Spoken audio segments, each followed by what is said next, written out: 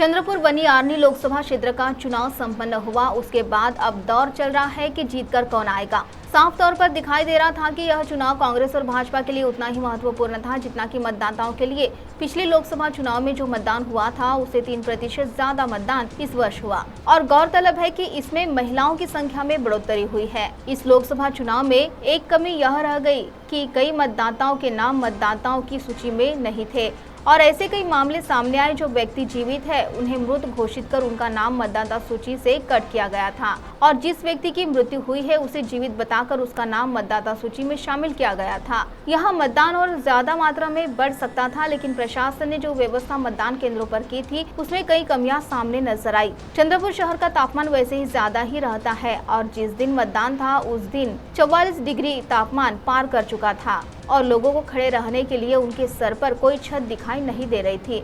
कई जगह मतदान काफी धीमा हो रहा था तो कई जगह पर मशीन खराब हो गई थी, जिसके कारण मतदान केंद्रों पर कतारें दिखाई दे रही थी। हिंदी सिटी हाई स्कूल के मतदान केंद्र पर एक गड़बड़ हुई थी, जिसमें मतपत्रिका पर प्रतिभा धानोरकर के नाम के सामने कैंसिल का स्टैंप लगाया गया था। इस चुनाव में जिस तरह मतपत्रिका से मतदाताओं के नाम गायब दिखाई दिए और इसके बारे में कई शिकायतें भी जिलाधिकारी और प्रशासन को की गई थी। इसका परिणाम आने वाले विधानसभा चुनाव पर भी हो सकता है। यह देखते हुए वर्तमान विधायक तथा अन्य इच्छुक उम्मीदवारों ने जिलाधिकारी से फिर मतगणना करने की मांग की है। मतदान खत्म होने के बाद अब इंतजार है 4 जून का, जब पूरे देश के परिणाम घोषित होंगे और तब तक जो प्रत्याशी मैदान में थे वह अपने चुनावी जीत के समीकरणों को लेकर अब घिरे पड़े हैं कि कौन से गांव से उन्हें कितना वोटिंग हुआ, किसने उन्हें साथ दिया, किसने उन पर विश्वास नहीं जताया। किस प्रकार से भाजपा ने इस चुनाव की तैयारी की थी। हर बूथ पर उनके मंडप सुबह 7 बजे ही लग चुके थे।